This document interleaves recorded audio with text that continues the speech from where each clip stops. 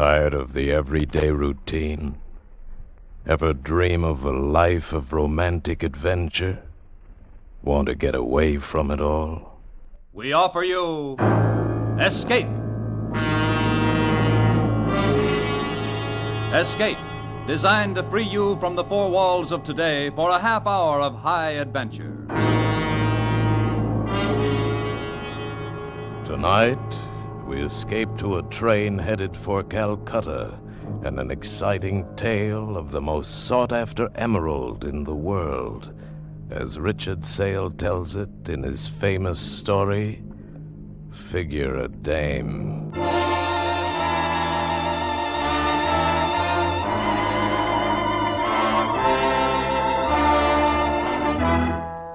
You do it. You figure a dame. Take this Mrs. Arthur Bankner, whose body I'm hired to guard. A widow woman who wanted a piece of green ice so bad she came halfway across the world to this Raj Johor, this whistle stop in the middle of India. And then to the winter palace of a character named Samurai Dal. Him and his English jodhpur's jeweled silk turban, his eyes like hard pennies. Him I didn't like. The star of Kilimanjaro. It has finally brought you to me. What, Mrs. Bankner? Oh, yes, Mary Dahl. Is that how I call you, or is it Mr. Dahl? However you call me, madame, will be satisfactory when you pay me the $150,000 we agreed upon. American dollars. Give him the money, Joe. I can't wait any longer. Oh, I think I've lived my life for this moment. First we look at the emerald, huh, Mrs. B? But Mr. Dahl wouldn't... Oh, Joe, it's not done that way. This is India. Different customs, different manners. How true, Mrs. Bankner. First we look at it. An old Brooklyn custom. Huh, Sam? Of course.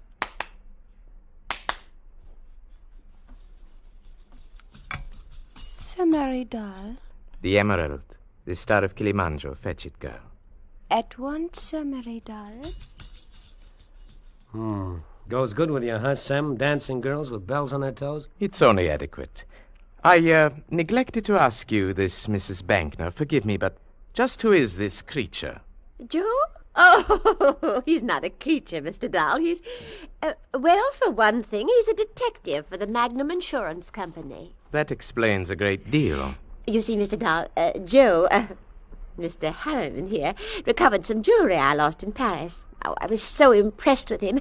I mean with how efficient he was. And she means she persuaded Magnum to let me come along on this little buying trip for protection. Magnum thought it was a good idea, too. Now you know who the creature is. Now everything's gay, huh, Sam? Mary Dahl. Thank you. You may go back, girl, to whatever child's game you are playing. I could weep at having to part with this. Here, the star of Kilimanjaro. Oh, Joe, look at it, look. Oh, all my life, many, many jewels, but, oh, none like this, none. Yeah. It's something. It'll do. Oh. You are satisfied, Joe? Yeah. And you, Mrs. Bankner, it satisfies you? Oh, yes. Then it remains only for me to be satisfied. Give him the money, Joe. Give it to him. Yeah, okay. Okay, here, Sam. You can count it if you want to. I want to. Oh, exquisite money. Good. Oh, Mrs. Bankner. Yes. If, by some grave misfortune, you should lose the star of Kilimanjaro, or, more exactly, it be stolen from you, then please to refer the thief to me. I shall be happy to buy it back from him at a good price.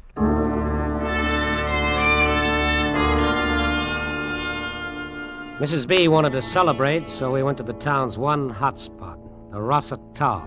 It was a dive. And the props hadn't changed from Flatbush. Smoke, Oriental cigarette type, bartender, Oriental type, dames, any type. Complete with Lend-Lease jazz band, the joint was a shore-leave paradise with one great big advantage. No local ordinances. You name it, you can have it. Oh, I'll have another swizzle, Joe. Finish the drink you've got, and we'll see. Oh, Joe, you don't have to be so solicitous. Oh, I've got the star of Kilimanjaro. I've got it, Joe, and we're celebrating, remember? Come on now, dance with me. Joe. Joe, what are you staring at? Joe. Her. Who, Joe? That girl over there, the one against the bar. She looks like an American, that one. Yeah. She's lovely. I only say that because she is. Now, you've looked at her, Joe. Now look back at me. You know what? I've seen her before. In Flatbush. Here in India. A couple of times before. I look up and there she is, leaning against a bar or watching the same rope trick or being a part of the same crowd as me. She's following you, Joe, to the ends of the earth. And I bet her resistance is getting lower from bar to bar. Following me, yeah. I heard you say something about dancing, lady. Well, now. They're arresting you from the poop deck, sailor boy. Beat it. Oh, Joe, at least buy him a drink. Buy him nothing. Go on, sailor, make an exit while the house is still with you. I was saying to you, lady, I heard you want to dance. This guy with you ain't made a move. Now, what would you have done? Tell me. Me? Me? I'd dance. Yeah, you would.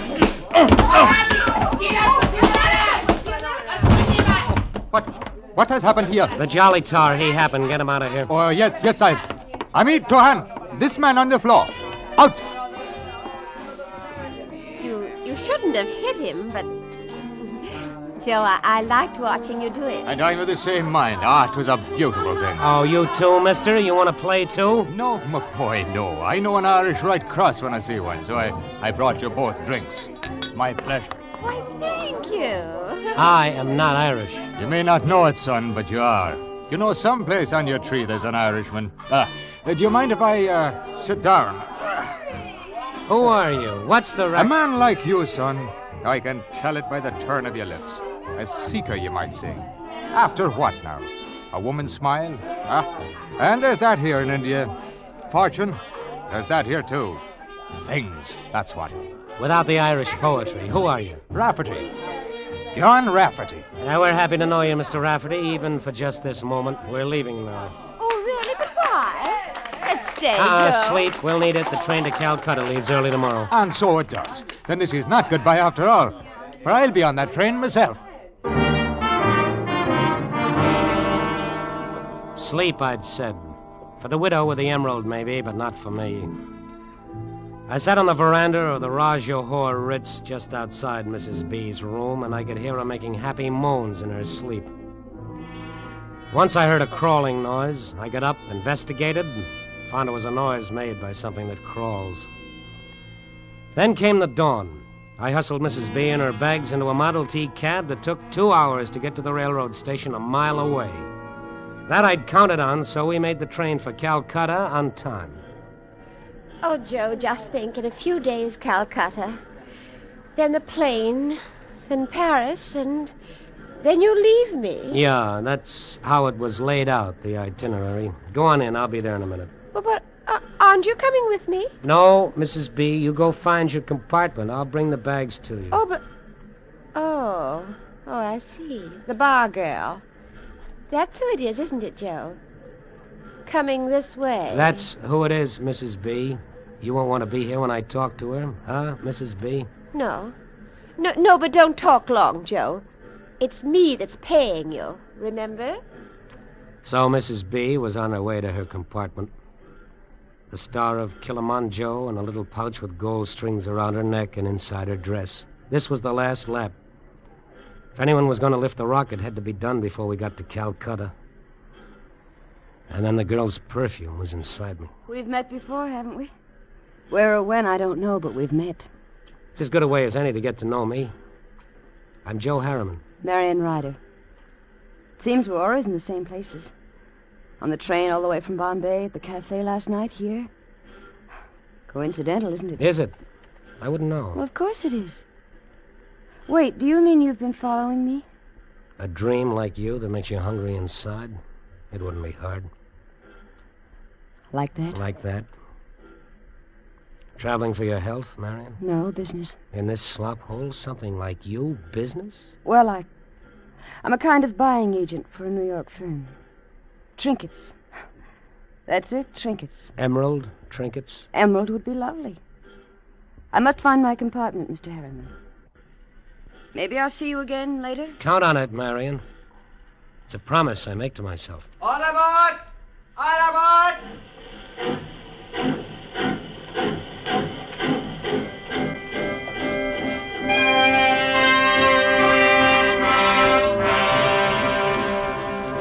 I didn't see her again until later.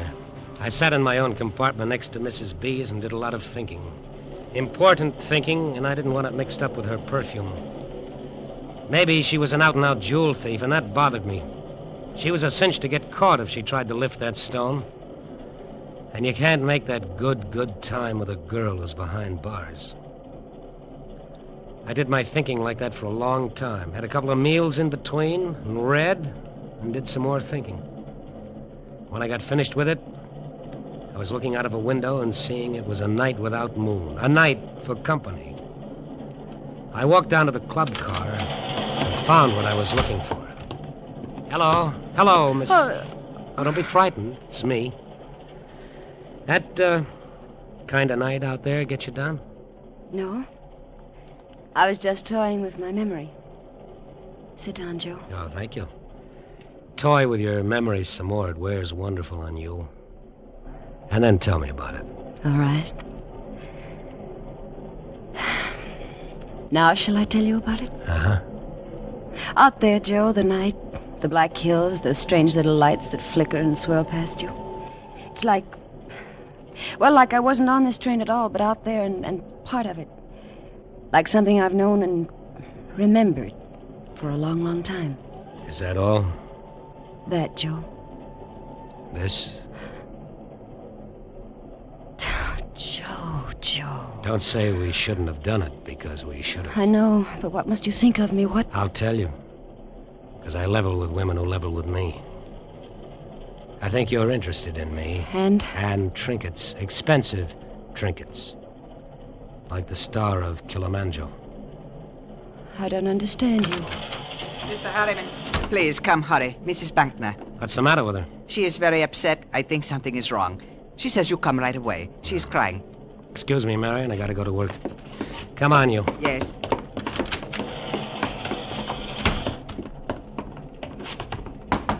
Mrs. B. Mrs. B, something wrong? Oh, Joe. Oh, Joe, I had a nightmare and I woke up. I was so frightened. No. All right, conductor, thank you. You can go now. Yes, sir. I called for you when I woke up, but you weren't there. Oh, Joe. Sit here and put your arms around me. Oh, Joe, hold me tight. Yeah. Oh, it's better like this. You close to me like this. Uh-huh. Oh, look at me, Joe. What do you see? You're so helpless, I could kiss you. Try me, Joe. Yeah. Joe. Joe, you're hurting me. Joe, what? Joe! Her throat was soft against my hands. Her arms waved around for a little while. The look in her eyes was something I had never seen before. She didn't struggle much. She didn't do anything much. Except not believe it was happening to her. That she was being murdered. Then she quit believing anything. She was dead.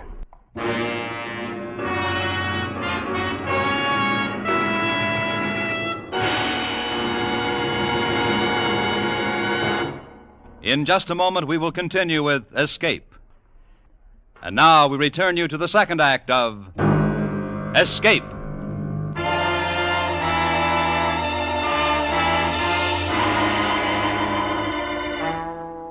There wasn't much trouble falling asleep after that. After I was sure Mrs. B was dead. After I'd stashed the emerald where it couldn't be found. Wasn't much trouble falling asleep at all. Like being out with a beautiful dame, and she liked you. And you went home and put your arms behind your head and smiled to yourself. And you slept the best kind of sleep of all. It got to be 8 o'clock in the morning, and that was all right, too. Because there I was having breakfast in the diner with another promise I'd made to myself. Her name was Marion Ryder. And she poured my coffee for me. I've been thinking, Joe. Uh-huh. I've been thinking it was wrong what we did last night. I'll tell you why it wasn't, Marion. You want to hear? Just don't lie to me. I'm crazy about you. See, I don't even have to look down into my coffee cup when I say it, like you're doing. I'm sorry. It's just that... Wait a minute, honey. Conductor. Hey, come here a minute, you. Yes? What is it you wish, sir? I wish this. I wish that you would go down to Mrs. Bankner's compartment and wake her up. Tell her this mush you waiters serve for breakfast is lousy, but tell her she's got to get some food in her. Yes, sir. Well, don't just stand there. I wish it, so do it. Yes, sir. Right away, sir. Joe. What are we saying, honey? Don't call me honey. Why not? It's a word I don't care for. Just don't do it. Yeah. No class, huh? Sure, wait till we get to Calcutta. I'll find the words that'll fit. Joe. Leave me alone now. But... Calcutta is only a few hours away, Joe. Sure. I know about dames, Marion. They need thinking time to make everything right with themselves. Sure. I'll see you later. Morning, my boy. Morning to you. Morning. Oh, hello, Mr. Rafferty. Have you had your breakfast yet? Yes, don't remind me of it. Oh, you come along and have a coffee with me, then. Thank you, but no. Oh, by the way, my boy, Mrs. Bankner. What about her? Well, nothing about her, but I'm in the next compartment to hers, and I heard the conductor knocking on a compartment door just now, and she doesn't seem to answer. Oh, she sleeps heavy. Oh, well, she's lucky. Well, I'll see you later. Yeah. Mrs. Bankner? Breakfast, Mrs. Bankner? What's the matter, conductor? She doesn't answer. I've been knocking. Oh, yes, sometimes she does that. Have you got a key to the door? Yes, but... Open it. Very well. Holy... Something is... Yes, something is, all right. Come on in, close that door. Look at her, will you? Something is... You said that. She's dead. I'll tell you something else. The lady's been murdered. You said... I said murdered. Look at the marks on her throat, strangled. Sir, her hand. Please, she is holding something in her hand. Oh, yeah. Yeah, she is at that, a button. Perhaps the man who did this thing to her. His button. That's a real good, perhaps. Come on. Not a word about Mrs. Bankner to anybody, you understand? Yes, but... I'm a detective. I know about these things. Not a word. Come on. When do we get to Calcutta? In 3 hours, noon. First stops are for water. A 5-minute stop at a village, Mipirai, then Calcutta. As soon as we get there, telegraph to Calcutta to the police. Tell them what's happened. And that's all. You understand? Yes. Well, now we go in here. In here. But this is Mr. Rafferty's compartment. Yes, the guy who did it. Close the door. I think he got what he was after from Mrs. Bankner. Maybe we'll find it. There will be trouble. You are searching his things. I told you I'm a detective. I know how to operate.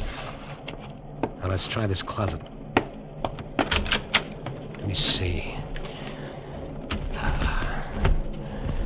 Nothing here. But the button... I'll give it to you. I'll turn it over to the British police when we get to Calcutta. Here, take it. Yes. But the button in Mrs. Bankner's hand was brown. Gray. Can't you see the button is gray? Take it. We stood there staring at each other for maybe a minute, and then his eyes eased off mine. He made a kind of sloppy salute. He turned, went down the train corridor to wherever it is conductors hold their heads in their hands. It had been awful close, awful tight. Tearing a gray button off Rafferty's coat while I searched it and palming the button off on the conductor, that was a little task that took delicacy and timing. So I'm delicate with my fingers, and my sense of timing is perfect, and I'm sure of myself. And that adds up to a win. When we hit the water stop, I got off to stretch my legs, to let myself breathe the fresh air so it would cool me off inside. The little guy running like a monkey on top of the water tank looked neat and clean in his white diaper and green turban. The hills covered with snow looked good, far away, but good.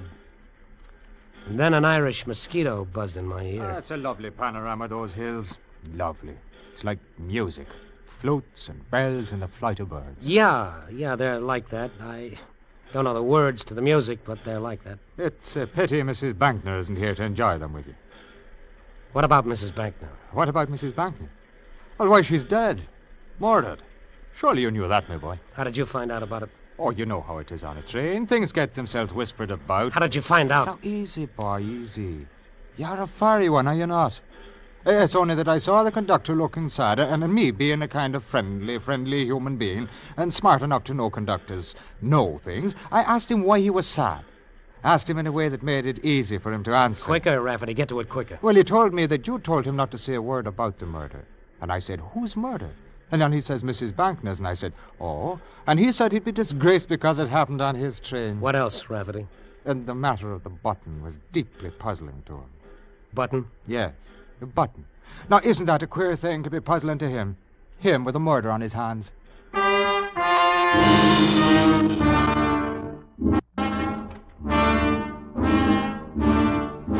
train got going after that.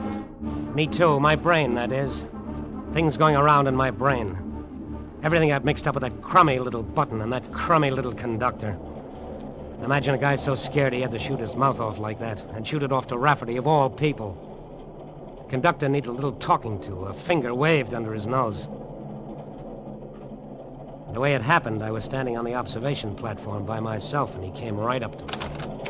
Mr. Harriman? I beg your pardon, Mr. Harriman. Yeah? I beg your pardon, Mr. Harriman, but lunch is being served in the diner. An early lunch. We shall be in Calcutta in an hour. Come here, you. I beg your pardon. I said come here. You wish it? Uh-huh. You know something? You look worried. Because I am. Why? This whole affair. The murder and the... Button? That, sir. And the other thing. You say Mr. Rafferty is the murderer. I told you not to talk to him. I told him hardly anything. I didn't tell him he was suspect. Oh, it's good you didn't. Real good for you didn't. Just let Rafferty coast, you understand? Then when we get to Calcutta, the police will arrest him because you've got the evidence. The button. I've got it, only... Only what? Only I thought it was brown. You did, huh? It was brown. You're sure of it? It was brown. When it was in Mrs. Bankner's hand, it was brown. When you gave it to me in Mr. Rafferty's compartment, it was gray. See, I have it here. It is gray. Yeah, I'll take it. Sir? Give it to me. Thank you. Now, you know what? It was brown. Yeah, it was. But I'm saying something. I'm saying, you know what? Sir? I'm saying you've got to go. You really got to go. Sir, what are you doing? Right now, you Sir, got to go. It was gray. No, no, no!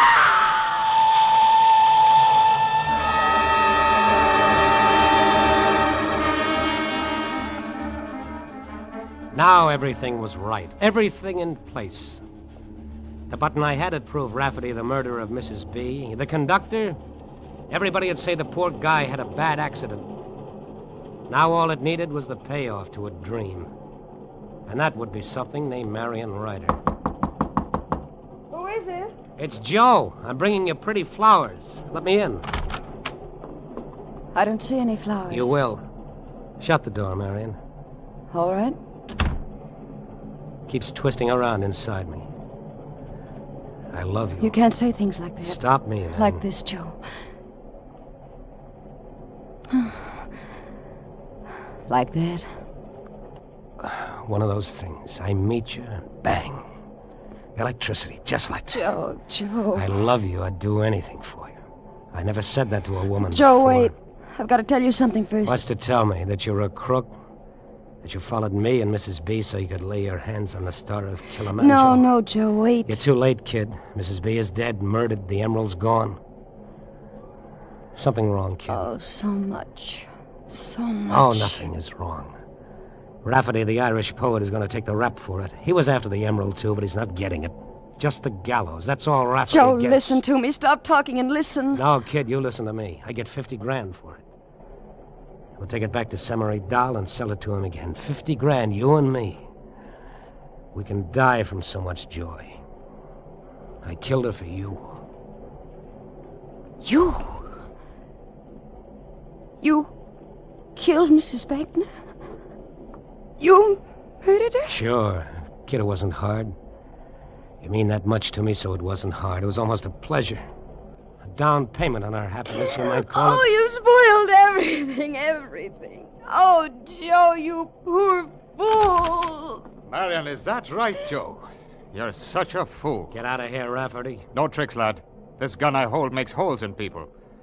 You're people, aren't you, Joe? Or are you? What do you want here? Tell me before I go for my gun I do foolish things like that. I don't doubt it. But first I'll tell you, lad. I know how you planted a murder on me with a button from my coat. And I know where the Star of Kilimanjaro is. So you're nothing but a filthy, stinking jewel thief, just like I figured. Not quite, Joe. Marion, tell him how I know these things. Tell him who I am. He's the chief of the Magnum Insurance Company agents in Bombay. Rafferty, you're crazy. No. Magnum cabled him to follow you and Mrs. Bankner to make sure the emerald got back safely. Magnum didn't trust you with a stone like that. They put another man on to make sure you wouldn't steal it. And you had to kill her. They can't prove it. I'll pin it on Rafferty, so help me. But you killed her. You just admitted it. Only to you. Your word isn't worth dust. You're a crook yourself. No. Not quite. Marion? All right, I'll tell him. Joe, I happen to be Rafferty's wife. She said it. It only took her a couple of seconds, but that's what she said. But it took a long time for the words and the sound to get to me. And you know something? Looking at her then, and watching her mouth move, she looked real sad, and suddenly real lonely. You do it. You figure it, dame.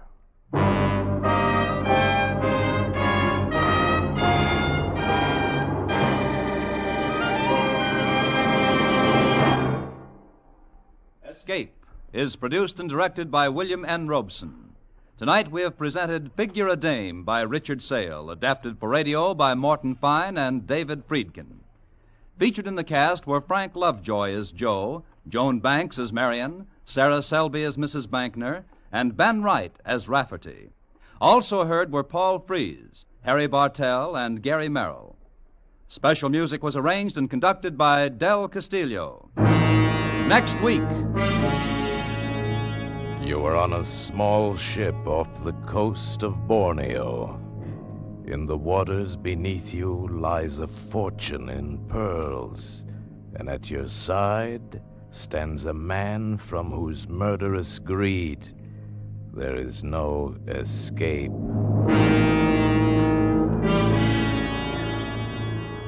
Next week, we escape with Floyd A. Nelson's exciting tale of reckless men and their lust for treasure, Seeds of Greed. Goodbye, then, until this same time next week, when once again we offer you Escape.